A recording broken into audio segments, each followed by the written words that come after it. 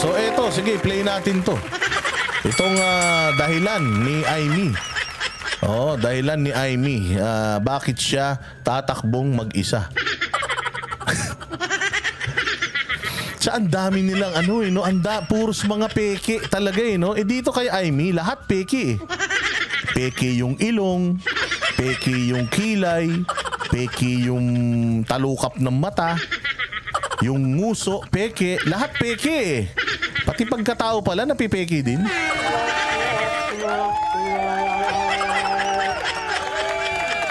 Sige, play. Taus-puso ang aking pasasalamat kay Pangulo Bongbong. Tangina. Umpisa pa lang eh.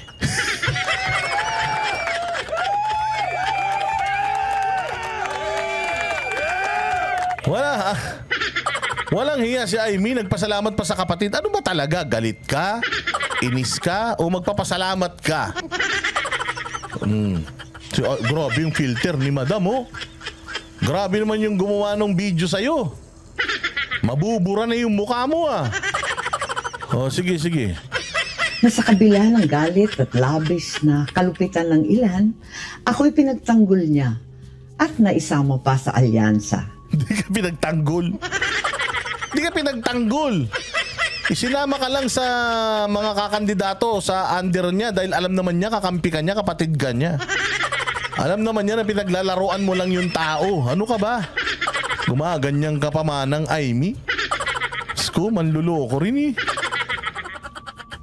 Maraming salamat din sa nasyonalista at sa aking mga kaalyadong patuloy ang pagtangkilik sa akin.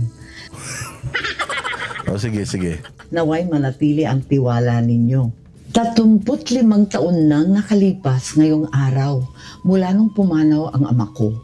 Ngunit buhay na buhay ang mga aral niya sa aking puso. Patay tayo dyan. Tangina, buhay na buhay yung aral sa puso mo. Baka pag nanalo ka, gawin mo rin yung ginawa niya katulad ng kapatid mo.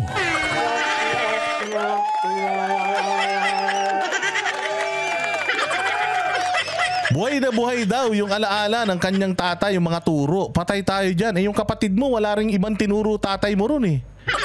Tingnan mo ginagawa ngayon ng kapatid mo. Iisa lang nagturo sa inyong dalawa eh. Tanginan yan.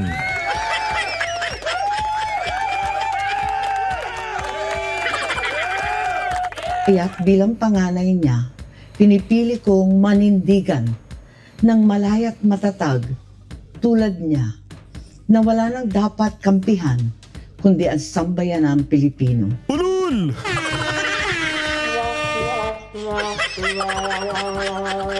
Tanginan to. Magbibigay ka na ng speech na peke, binabasa mo pa. Sauluin mo naman para medyo kapanipaniwala. Wala na daw dapat kinakampihan pa kundi ang sambayan ng Pilipino. Kung totoo yung sinasabi mo, sige nga, ipanawagan mo nga na magpa-drug test yung kapatid mo.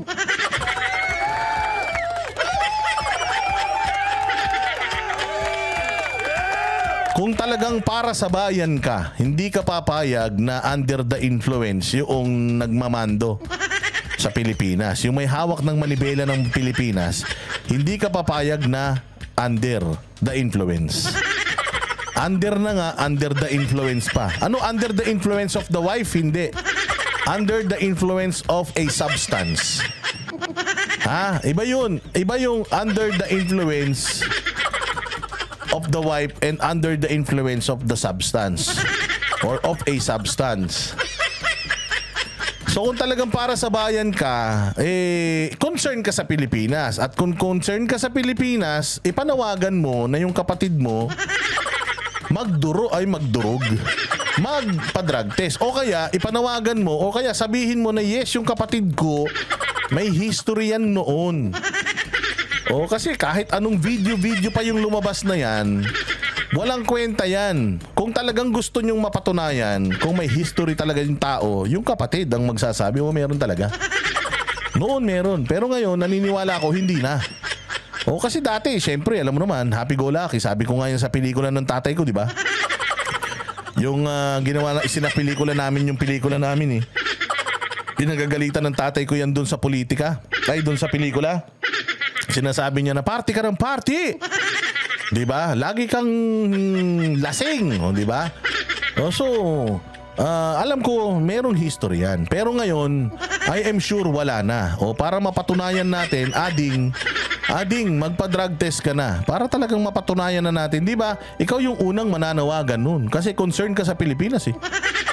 Pero dahil mas concerned ka sa kapatid mo, dahil mas concerned ka sa inyong pamilya, sa legacy nyo, o sa pangalan ninyo kung ano man, meron ba nun?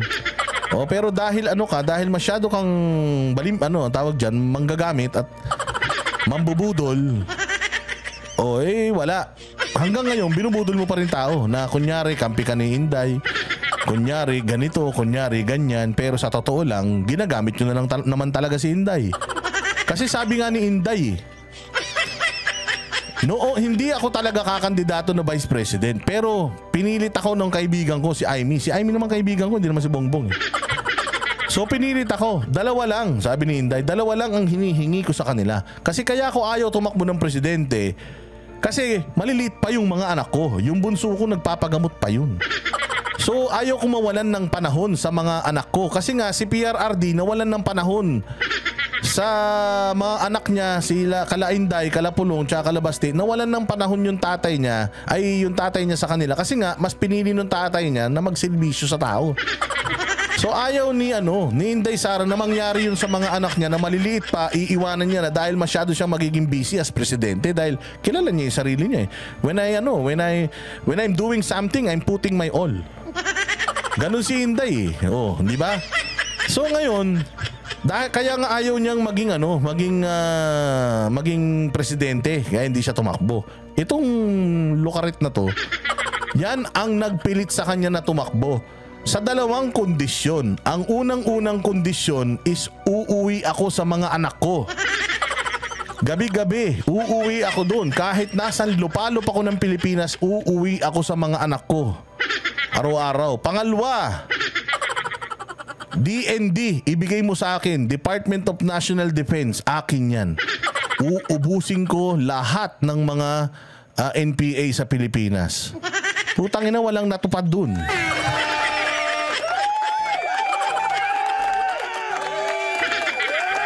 Walang natupad. Kaya ayan, dismayado si Inday. Kaya eto, inilagay mo si Inday sa alanganin. Dahil sa pangarap mo din na makabalik sa Malacanang ang pamilya ninyo, putang ina, ikaw ba kinakawawa ng kapatid mo? Hindi, ang kinakawawa ng kapatid mo yung mga Duterte na tumulong sa inyo para makabalik sa Malacanang.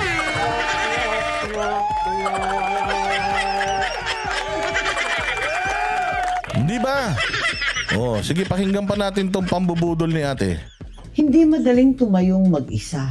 Ba't ka tumatayo mag-isa? Hindi pala madali.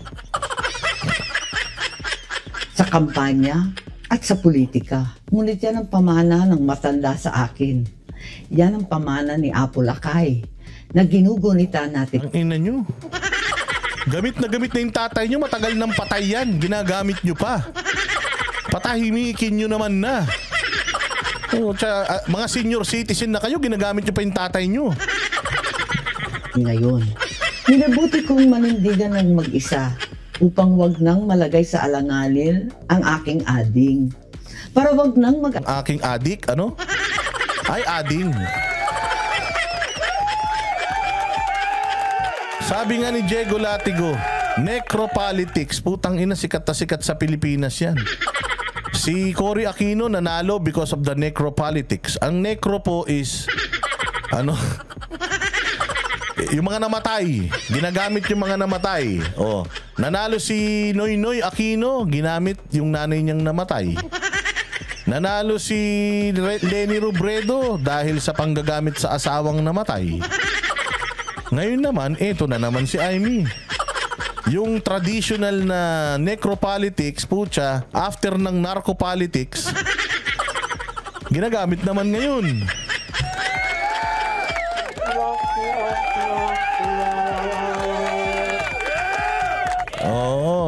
Grabe. Para daw maligtas yung kanyang ading. Kaalinlangan ng aking mga tunay at minamahal na kaibigan. Pinipili ko na lamang manatiling malaya at tapat Hindi sa isang grupo, kundi sa bawat Pilipino. Bitbit ang aking mga nagawa para sa bayan nitong nakaraang termino. Mga batas na aking alay sa taong bayan at ang katotohanang hindi ako lumihis sa landas at prinsipyo ng aking ama. Maglingkod sa bawat Pilipino nang walang pinapanigan maliban sa kapakanan ng bawat mamamayan. Sana'y patuloy ninyo akong unawain at mahalin. Nek mo.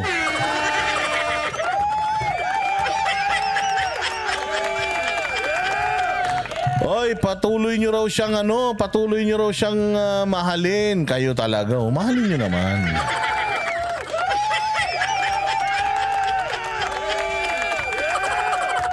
Patuloy nyo raw siyang mahalin. Masyado naman kayo. Kaya masyado kayong sabihin mo anong batas. Hindi marami nagawang batas yan. Dami naman nagawang batas yan. Kayo talaga. Sa tanda ba naman yan eh. Meron naman kahit papaano. Pero hindi na yun. Kasi trabaho mo naman yun. Huwag mong ipagmalaki sa amin yung mga nagawa mong batas kasi unang-una sa lahat kaya ka nga naging senador. Dahil trabaho mo yan. Hindi namin utang na loob sa'yo yung mga nagawa mong batas kasi trabaho mo yan.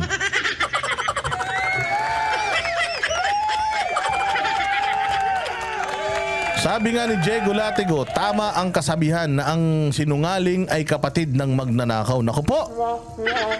Ang sama ng ugali mo, Diego Latigo. Ay yabang-yabang mo, si Trillanes naman magiging mayor nyo.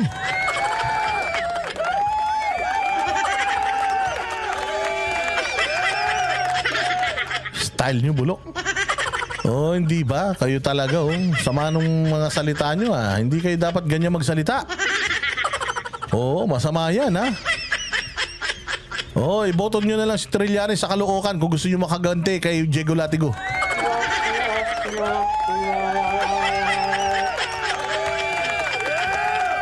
Pero noon pa sinasabi na namin yan sa inyo. Kami ni Laban at Bay, very consistent kami. Very na, consistent pa. Consistent kami sa pagsasabi talaga sa inyo na wala kaming katiwa-tiwala dito kay Aimee. The fact na all talk, all bark, no bite siya, alam namin na talagang pinaaandaran lang tayo nito. Alam namin na talagang pinasasakay lang tayo nitong aling ito. Kaya wag kayong magpapabudol muli dahil pag kayo nabudol, bahala kayo sa buhay nyo. Sigurado ako na kung ano nangyayari sa bayan natin ngayon, paulit-ulit na lang na mangyayari yan. Kaya ako, talagang i-advocate ko ang kung meron kayong gustong kandidato. Halimbawa, si Diego Latigo, sabi niya, Boss Dada, ito okay ba to? Pare-parehas natin, sabay-sabay natin balikan yung kanilang buhay at malaman natin kung sila ba ay may pag-asang maging mga matitino. Kasi marami namang mga matino nung naging congressman, naging senador, naging baliw.